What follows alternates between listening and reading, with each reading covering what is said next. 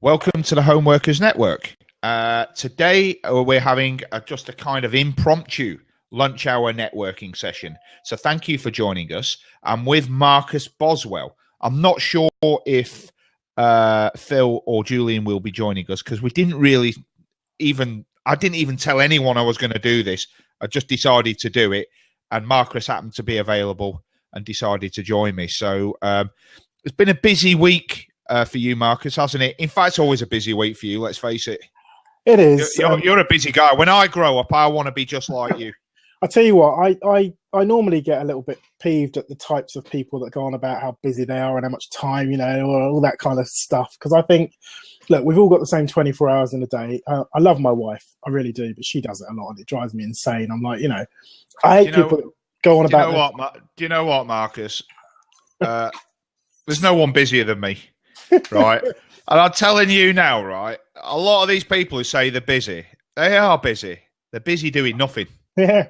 Right? Being busy fools as an old colleague. Yeah, and that's actually a good build-in to tomorrow's show about being organised, isn't it, really? Because if they were a bit more organised, they probably, and didn't procrastinate so much, they probably would have a bit more free time, wouldn't you say? I would agree with that entirely. When I was thinking about the show and talking about the show notes and stuff, I was really quite focused on my own interaction in this area. And for me, it's all about workflow. Because for me, if you get your workflow right, then I feel like your organization follows. That means having the right processes in place, having the right technology to support what you're trying to do, knowing where you're going to be. I'm classically, if I was here right now and I think, right, first thing I want to do in the day is look at my diary. Where am I supposed to be? Some people take that to the night before, so it's really interesting. I've had an interesting morning already just because of the demise of Mailbox app. For those of you who have used it and like me are in mourning, because it's probably, in my opinion, I know you use Inbox by Gmail, but for me, Mailbox, who Dropbox had purchased, were one of the best apps, in my opinion, for mail. Oh, without a doubt. I used to use it. I used to use it a lot. In fact, in fact, when it came out, I don't know if you remember this, Marcus, but when it first came out, you had to flip it. There was a waiting list for it. Massive waiting list. Yeah, it took me about 3 weeks to get it. Yeah, same here. And I think that now I'm not sure, because they claimed that the reason why they did that was to reduce the load on the servers. Okay. And I can kind of understand that. But actually, I think it's one of the cleverest marketing ploys I've seen on the internet. I agree entirely. If they had the number of users that they claim they had when we were all waiting to be a member of that solution, I don't think they'd be going out of business today as they have, because it's just, it drove me insane. Anyway, it looks like all bets are off. But I wonder if Dropbox, when they bought it, do you think they now think they were sold a pup, or was it just part of some strategy to gain a load of Mailbox users to add to the Dropbox kind of ecosystem? Yes, I think it was the latter, because if you consider, Dropbox have got a lot of competition out there, and it's really strong competition. They're like, as far as entrepreneurs go, we all use Dropbox. We all talk about Dropbox and even refer to Dropbox in a way when talking about sending cloud stored files, right? But even if it's Google Drive, you call it Dropbox. Exactly. Quite clever. Exactly. And I think, was that because they were first to market or something? Probably not. There are other people out there that make it easier. I'm grandfathered in on, I think it's about 100 gig, in the Google ecosystem for nothing really. And in actual fact, I think for me to up my Google storage allowance, I think it's going to cost like £10 or something, and it would be like not really a significant amount, something like an extra 50 gigs. So why do I need to bother? So I didn't bother. But it might even be less than that. I think it's less than that. I use both because in my line of work, being a content producer, all the content I produce for all my clients lives in the cloud. But some clients prefer Dropbox over Google Drive and vice versa. Personally speaking, I prefer Google Drive. I think it offers far more functionality. The share sharing capabilities and permissions are much more powerful. It integrates seamlessly with things like Google Docs, Google Sheets, those types of products, which I use a lot. Was using a lot before I met you. I'm using even more now. You showed me some of the things that it does that I didn't know. And you know, Google Drive, I think, is just an all-round better product. Although Dropbox is adding new features now, which actually is catching up. So what features? Which ones? Well, the thing that you can do with Google Docs that you showed me, where you can collaborate on a doc and it's almost live and you actually see the other person typing and all the rest of it. Actually, Dropbox are bringing out something very similar, beta testing something on that now. They invited me onto the beta program, actually, and I couldn't be asked, to be honest. But you know, so that and they're adding much more better share permissions and those types of things incrementally. So Dropbox is getting better. But the one thing that drives me nuts about Dropbox is that when you use it with an app, when you use it with the Dropbox app and want to upload files, it's tediously slow. Fast, even when you've got a mega broadband connection, which I've got. Right. If you, you know, if you upload a file to Google Drive, it uploads in a fraction of the time. And that tells me that Dropbox are throttling their servers to cope. And that might be something to do with the amount of customers they've got. I don't know.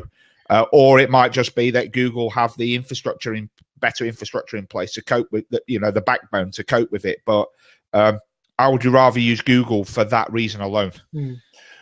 I think what I prefer about Google for me is really the file management system, the fact that it feels like the old school structure of folders and, you know, all of that. And I know that Dropbox is similar, but for some reason, I just feel like Dropbox doesn't make me want to use it in that way.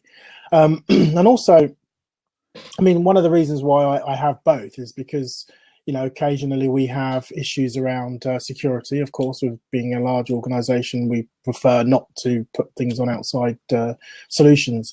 And, you know, just having that flexibility. I mean, for me, I think that collaborating across a platform like Google Plus, but even that's a good example, you know, but collaborating against the Google ecosystem is pretty cool. Being able to find additional users, being able to just, you know, integrate in a much more seamless way, to me makes a lot more sense and doesn't require so much of your effort as Dropbox does. Right. Well, let's get on to Mailbox because so like you, I loved it. And I think one of the biggest features, because I've always said, and I've said this several times on our shows, live on our shows, and I've said it to you offline when we talk appear in, that I think email is broke. It broke for a long time. And that's why I love Slack so much, because you can collaborate and achieve far more on Slack because there isn't all the noise of emails that come through that shouldn't even be sent on an email. Something that requires a yes or no answer. And I'll tell you another thing that irritates the hell out of me. As you know, I'm a counsellor at our local authority. And so often people use the reply to all when they don't need to. We've all been guilty, and I've seen, and you know, everybody's got at least one horror story. I'll never forget a guy I was working with who sent me a message where he was trying to introduce a bit of new business. And, you know, he said something obviously highly inappropriate, but that would have been shared between two people. You know, this guy's a bit of a dick or something of that ilk. Of course, the client received this, you know, because they were, I mean, there's just no coming back from it, right? No. So, I mean, if I've got an issue. Well, there is. That's one reason why you should use it, Google. Yeah. That is one reason why you should use Inbox by Google, because there is a recall feature. Do you really trust the recall features, though? Do they really work? Well, and you've only got half a minute. Exactly. And by the time you've realised, it's done. Now you want email to be instantaneous, but at the same time, it's a hard struggle between the two. Slack is fantastic.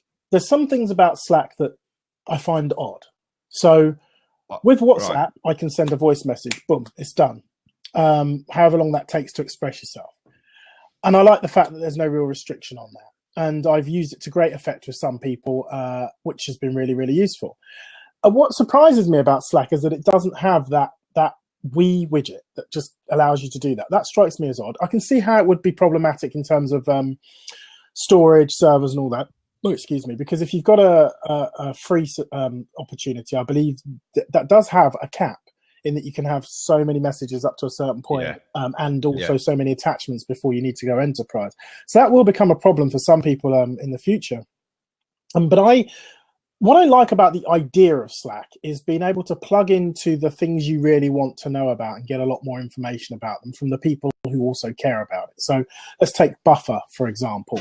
There is a Slack Buffer community, and I was trialing the opportunity to be involved in that. And so, of course, if you use Slack as you do, if you're out in the audience and you use Slack, just jump in here. But I was able to place the Buffer integration into it, and of course I'm then seeing messages from you guys and from them. Now, of course, with such a large community, all of a sudden I'm getting notifications from everywhere. Right, I switched off the notifications, but then I'm going in and I'm thinking, well, I've got to scroll back for days to figure out where I was versus where I am. So I think you have to care less about doing that, about being up to date with absolutely everything and jump in where you are. Well, if you use if you use it the way it should be used, you will. If you're somebody that you want to make sure they read it, then you'll either mention them or send them a direct message. So you're right. I think that Slack is far more informal than email, and it is easier to overlook stuff. Definitely. I suppose, particularly in a very noisy environment. I mean, to be honest with you, the Slack groups that I belong to are very small in number. And I think that's 4, 5, 6, up to 10 people that might be in on a Slack group. That I belong to several, and they work so well. I mean, one of my clients uses it, and we're collaborating on a project at the moment. And it's just a breeze. And what would normally take dozens of emails going backwards and forwards, it's just done. Yeah, and that's what I love about it. There's no substitute for just being able to just get what you need to get, the answers that you need to get in quick fashion. There's no substitute for that. Yeah, but getting back to Mailbox. So one of the things that I loved about Mailbox probably is number one feature as far as I'm concerned. Because I don't know about you, but with email, it's very easy to overlook an email. So an email comes in from a client, but you're in the middle of doing something for another client. So you can't deal with it straight away. And then by the time you can deal with it, you've forgotten about it and it just gets overlooked. Now, if you're undisciplined like me, most people probably go back through all the emails from the day and clear their inbox and get to this cherished inbox zero that everybody talks about. Yeah. But let's face it, who does that? Who actually ever achieves inbox zero? My missus does, but she's uber organized. Either that or you don't get a lot of emails, to be fair. Yeah. Well, my missus does, to be fair, but she's a prodigy when it comes to those types of things.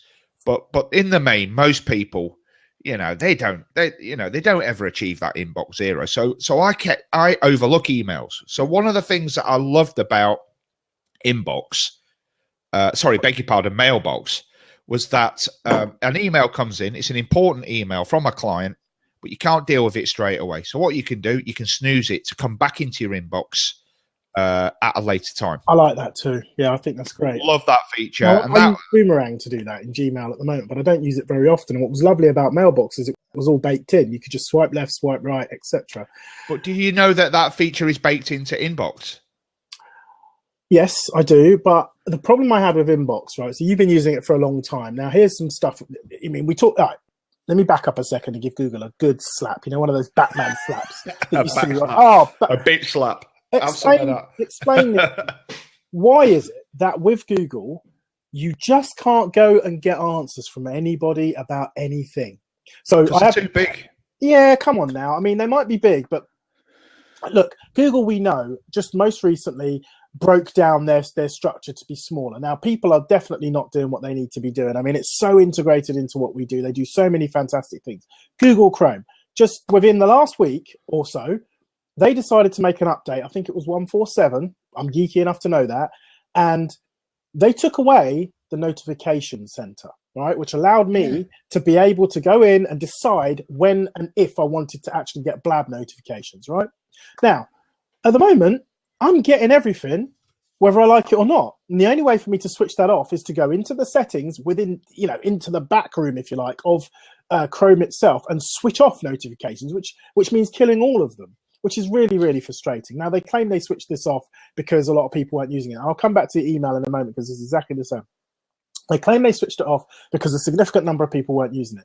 Now, Mailbox decided exactly the same thing, or so they say, with regards Carousel, which granted, I don't need to use Carousel. Who the hell I never Carousel? ever switched it on, even when it first came out. I never even tried it. I thought, all this is going to do is use up a load of my memory. Well, ironically, if you were using Carousel, they gave you additional memory in order for you to do that. So they said to you, okay, every time you use this, we're going to give you X, right? Which is great. But the issue that I had with it is that, number one, I don't use it. And I'm really big on not just collecting apps for the sake of it. Contrary to what people might believe, I'm really keen to actually make sure I understand that I'm making good use of them. Does it fit or not my workflow? Now, I've got some good news on this, actually, some great news as far as I'm concerned. So first, there was the moaning and the whining about the Google piece, which is gone. Really upsets me that you can't get hold of them for general stuff. I even tweeted, directly to Google Chrome saying, firstly asking the question and then provocatively saying, somebody talk to me and help. And you would think somewhere out there, at least somebody might respond. Maybe you didn't one of the reasons why I love Blab so much. Right. Not that I've ever used the feature, but it's nice to know that if you run into trouble, if you type @help in the comments, they'll come running. And a real person will come running. Right. And I really I respect that. Well, let's face it, Blab is a startup. Google are probably the second biggest tech company in the world, or the first. The thing is, here's what we like about Google. God, I'm so sorry, I'm spitting my chicken soup everywhere. Here's what we like about Google. It's coffee, but I'm actually eating my soup.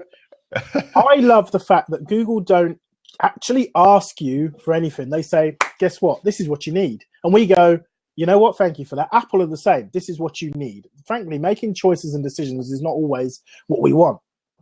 And they often get it horribly wrong. I mean, you take Apple Music as an example. I mean, I prefer Apple Music over Spotify. I just want to put that out. I just want to put it out there only because the choice. I'm into some kind of obscure acid jazz type stuff, which is not available on Spotify. But I seem to be able to find anything on Apple Music. Okay, let me just drop him out. So you need to make me a host of this show. Actually, I don't think. Yeah, you're right. I do need to make you a host. Hang on a minute. Let me do that. Okay, you're done. Thank you. They get some of the things like iTunes has been broke for a long time. I don't understand. I do not understand. The UI is terrible. It's absolutely terrible. Couldn't agree more. But that said, they tend to get most stuff right. Well, that's because it's prescribed once again, isn't it? This is how we're doing it, Well, the other thing that Apple do that a lot of other organizations out there don't do is they let everybody else make all the mistakes first and then they fix them. Yeah. So they weren't the first to bring out a smartwatch. What they did was they waited to see what everyone else did. That said, I'm not sold on the smartwatch. I don't think it's been the success that everybody thinks it is. I'm glad I didn't rush out and get one. Let's put it that way. But Google, in the main, if you take the Android operating system, it's terrible. Yeah. It's terrible. Especially, it's okay if you're a geek and you can invest the time into figuring out how it works. But Google seem to make their user interfaces so incredibly difficult to figure out. Well, explain this to me. So you're an Inbox user, right? Inbox. I am, yeah. Now, in the last few days, I went all in. I said, right, sod it.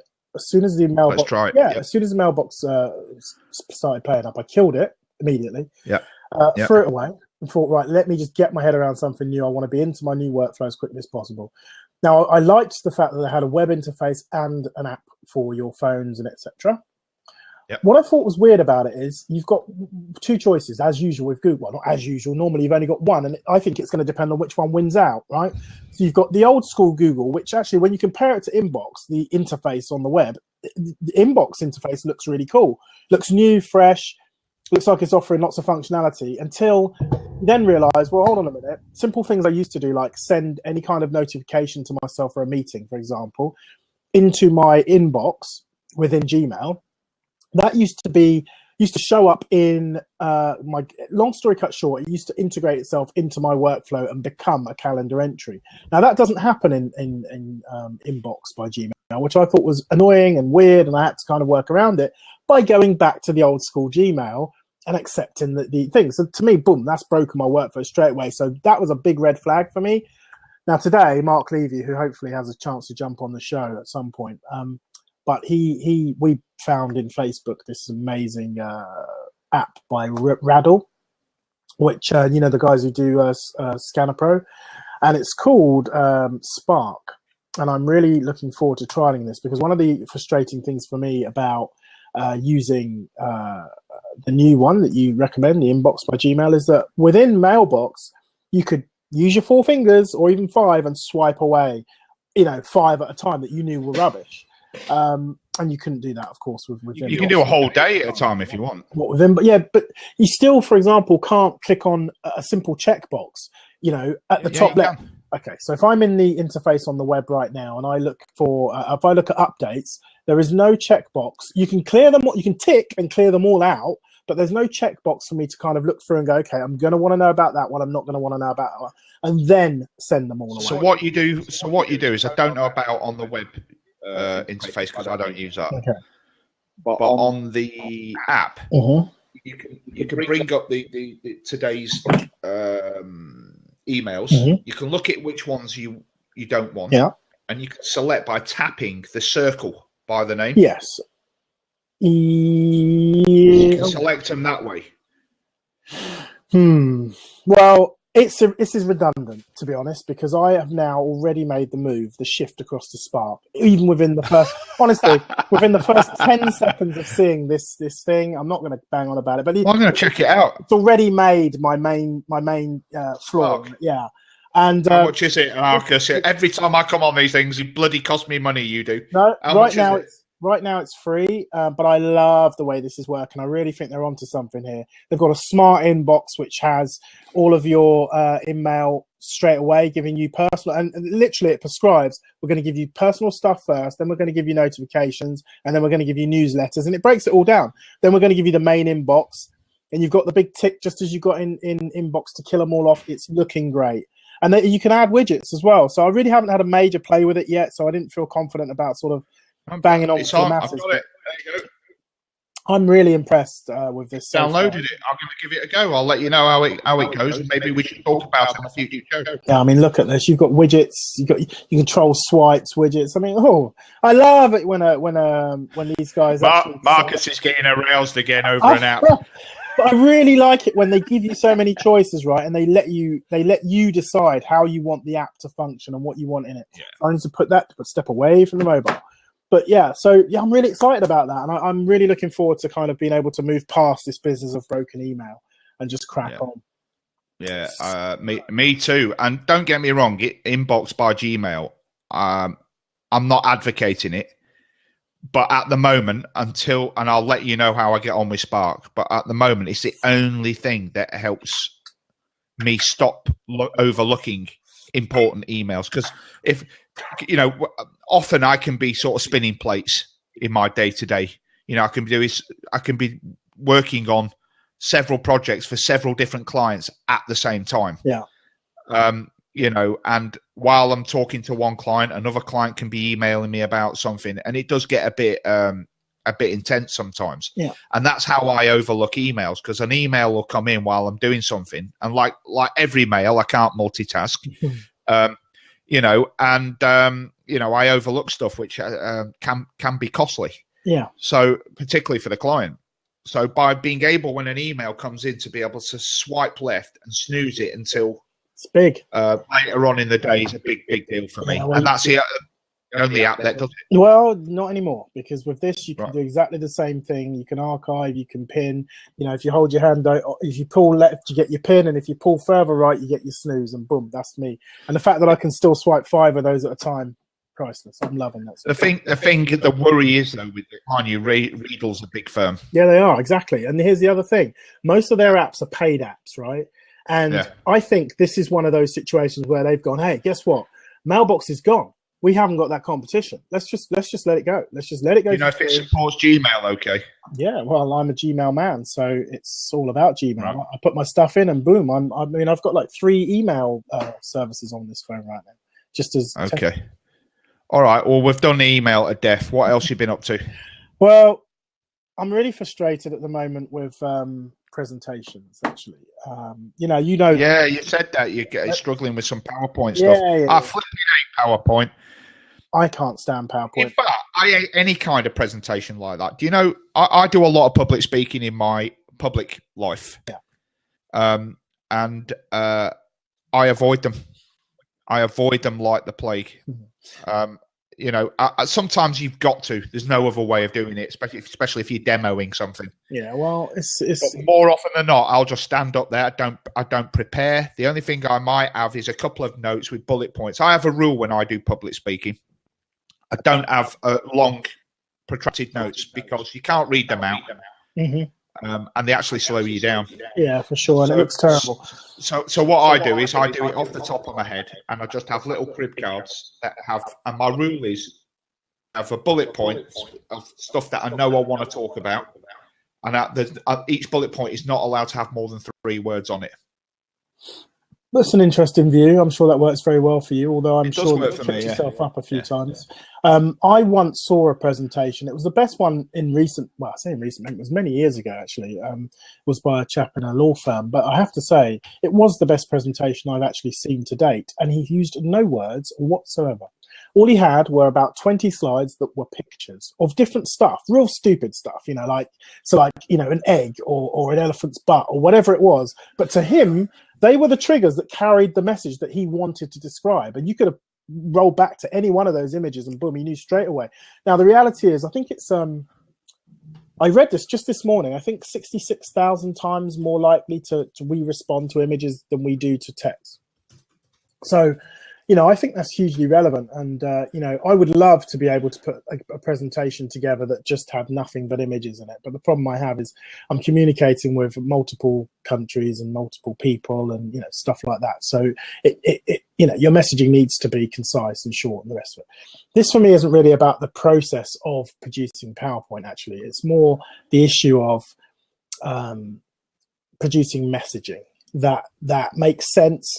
And I think the hardest thing in the world about messaging is actually making your message succinct and to the point, irrespective of what you're trying to say. I think that's the challenge. I think we all strive to do that. I've got this weird screen delay. Am I kind of jittery? No, you're all right. No, you're fine. This end. It's weird. I've got a bit of an echo. Can you hear it? No, we're good. I think it's just a blab thing, I guess, which we're all very lucky to even still have, given that it's in beta, really. Yeah, absolutely. But there we are. So how's your week going? Is everything producing goods for you? Yeah, I'm doing good. Doing really good, but very busy. You know, it's always busy for me leading up to Christmas. Yeah.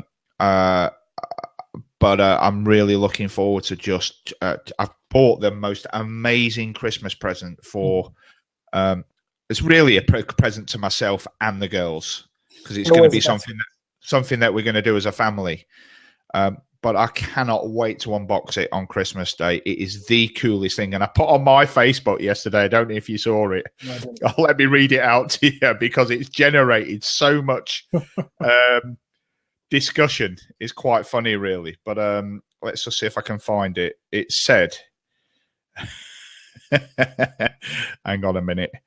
I should have had this prepared, really. It's pretty bad of me. Here we go. Just bought a Christmas present for Claire, Izzy, and me. That is so cool. I just did a little wee in my pants through excitement.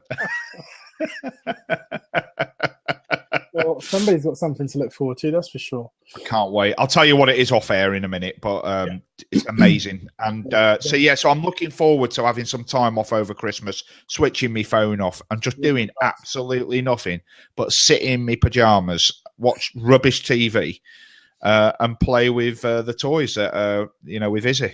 I can't say I'm going to be switching my phone off, sadly, but I will certainly be taking some time off. And actually, that reminds me of doing exactly that. Booking that time out of the diary, because it's very important just to wind down. This is part of the home workers network, really. It's kind of figuring out, especially in this lead up to Christmas and beyond, what are people actually going to do? Are they going to allow themselves to be bothered by what's happening, or are they going to switch off and then deal with what sometimes is perceived as the stress on the other end of trying to catch up? It's going to be an interesting one. Yeah, no, absolutely. Well, one thing I always do at Christmas is I email all my clients just before to say, I am switching off. Right. Okay. If you do want to contact me over something urgent, you're going to have to ring me. Yeah. If it's that urgent, you'll have to ring me. But I won't be responding to emails, won't be doing anything. That's family time, cherished family time. And it's the only time, even when I went on holiday in August, I was switched on and dealing with client inquiries and that type of thing.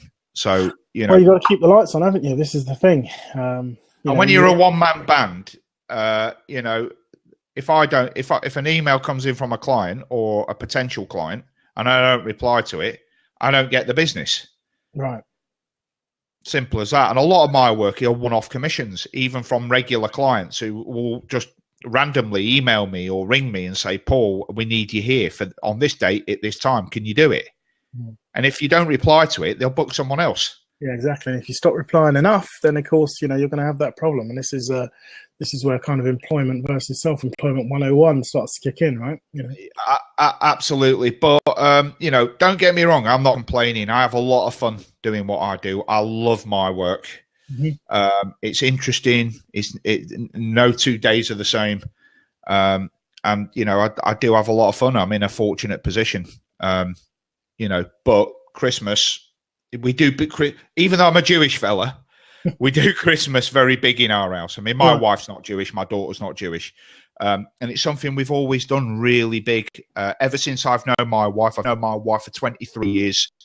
We've been together 23 years and I've spent every single one of those 23 years with her family at Christmas. And we do it big and something we all really look forward to. So, it's the one bit of downtime in the year that I truly have. That's interesting. I mean, we're slightly different in that regard. I think it's weird for me. New Year's, ironically, is the bigger kind of time for us in that I always spend Christmas with my wife's family. Many years ago, I kind of stopped spending Christmas directly with my own around that time. But then my family and all of the extensions of my family get together in Milton Keynes, of all places, on New Year's Day. Yeah, which is not that far from me. No, I mean, it's great, to be able to do that, and the people that you don't see for a year or even communicate with that often, you get together at least once and have that kind of time. It's really quite precious. Yeah, I feel the Father Time knocking on my shoulder. Yeah, same here. Just before we wrap it up, I just wanted to give you an update on, and I might even mention this on the show tomorrow. Mm-hmm. So we did the show. Was it last week or the week before on outsourcing? Yes, it was the week before. It was a week before. Mm-hmm. And I got chatting to this lad, Carlos. Yes, I remember. Carlo on the thing. Mm-hmm. Well, he and I are working together. Yeah, I remember you mentioned. In fact, I've got an appearing meeting with him at 3:00 today to talk about some work. Cool. Well, I had actually meant to have an appearing with him myself, but I missed that opportunity last week. So I mean, in passing, you might want to mention I will reach out to him again. But I was hoping to have a face-to-face actually locally, just because I could. I guess he had other things going on, and I can understand the kind of.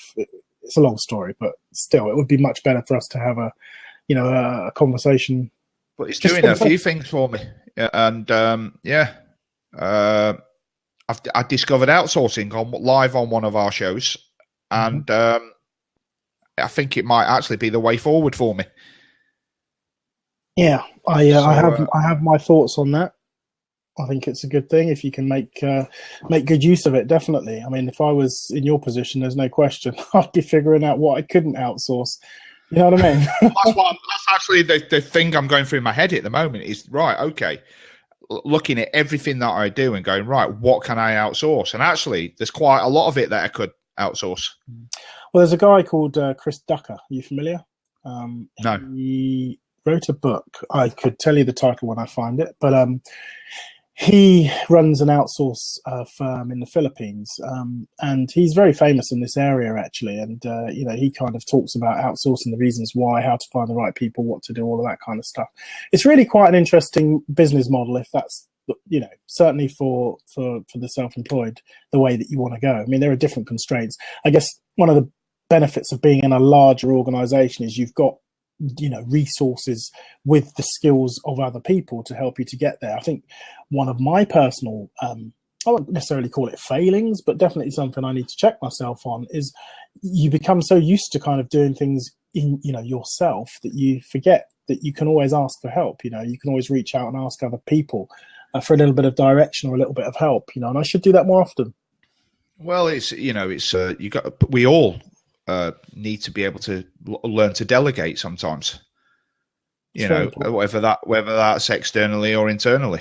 You know, if you can delegate something out or outsource something, sometimes it's just better for you to do that and free up time to be able to do other stuff. For sure. You know, it's that simple. Well, listen, Marcus, let's wrap this up. It's been a really good lunch hour networking session. I've really enjoyed it. Cool. Looking forward to the show tomorrow.